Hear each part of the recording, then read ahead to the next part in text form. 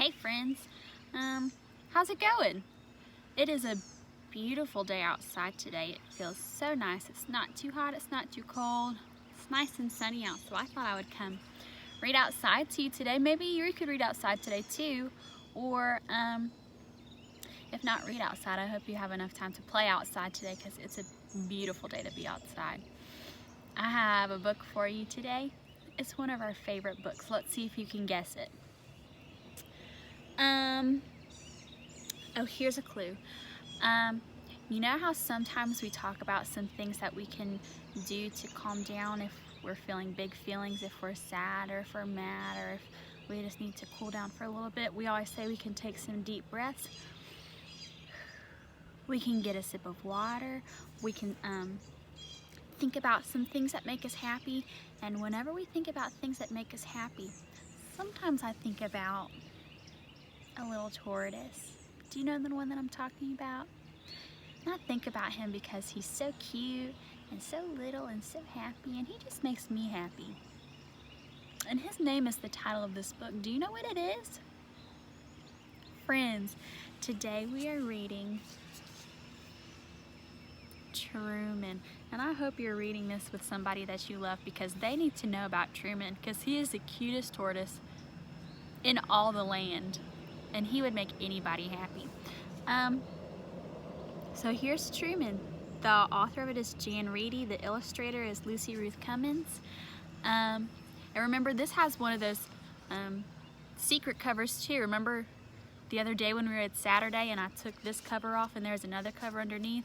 Here's this one. Now watch this. Whoop. Full of sprinkles. How exciting. I always like it when authors and illustrators leave a little surprise for you. So here's Truman, friends. Here's the end page. It looks like a lot of tortoise shells. Here's the title page. Truman. Just look at him. Isn't he precious? He's so cute.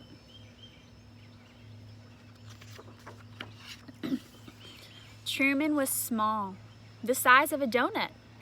A small donut. And every bit as sweet. He lived with his Sarah, high above honking taxis and growling trash trucks and shrieking cars, and the number 11 bus, which traveled south. I don't know if you can see Truman. I'll have to zoom in really close. He's teeny tiny right there in that window. Do you see him? Truman never honked or growled or shrieked at anything or anybody. He was peaceful and pensive, just like his Sarah.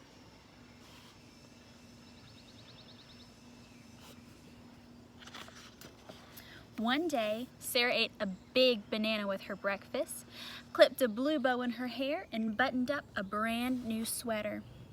She strapped on a backpack so big 32 small tortoises could ride along in it. But 0 tortoises did.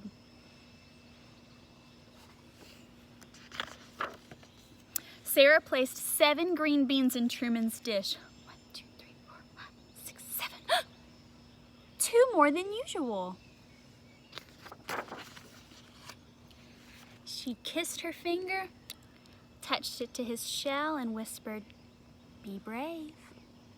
Then she left.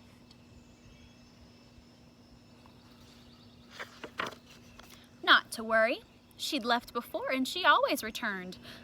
But this time, that backpack was particularly big, and Sarah looked particularly pensive.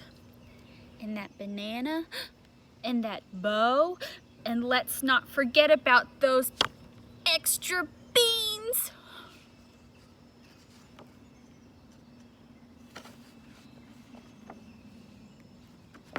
That's when Truman saw something he'd never seen before. Sarah boarding the number 11 bus going south. The bus roared away. There she is, walking to that bus. And there's Truman again in the tiny, tiny window.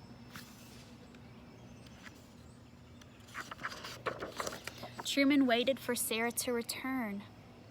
He waited and waited. He waited 1,000 hours, tortoise hours that is, until he could wait no longer. He would go after his Sarah. He would catch the number 11 bus south, even amid the honking and the growling and the shrieking, even if it seemed impossible. That's when he noticed the rocks. 3 rocks that had always been there. Ordinary rocks that now seemed extraordinary. 1, 2, 3. Up he goes.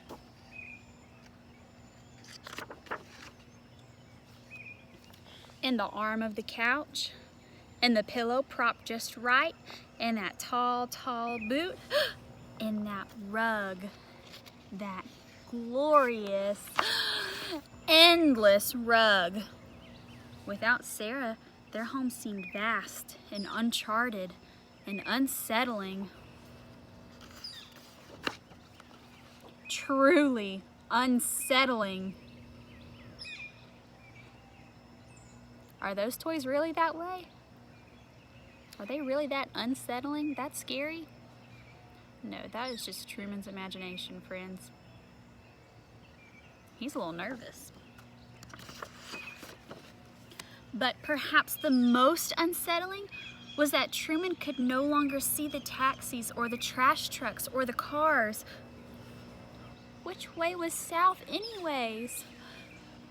Look at poor Truman. How does he feel right now?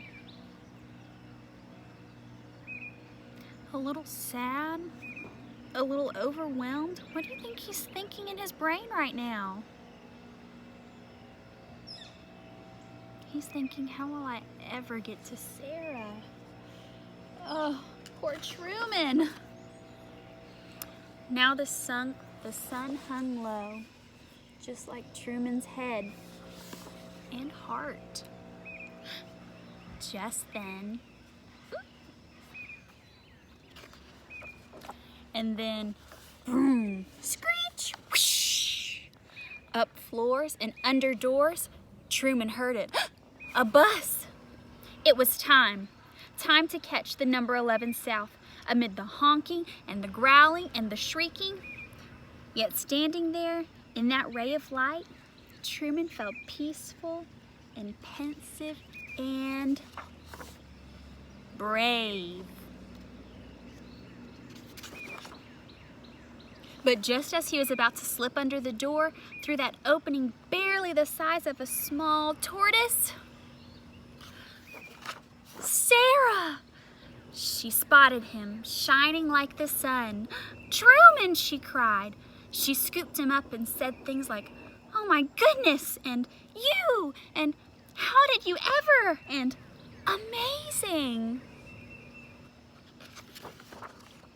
She kissed her finger, touched it to his shell, and tucked him back safely in his tank, where he was peaceful and pensive and proud.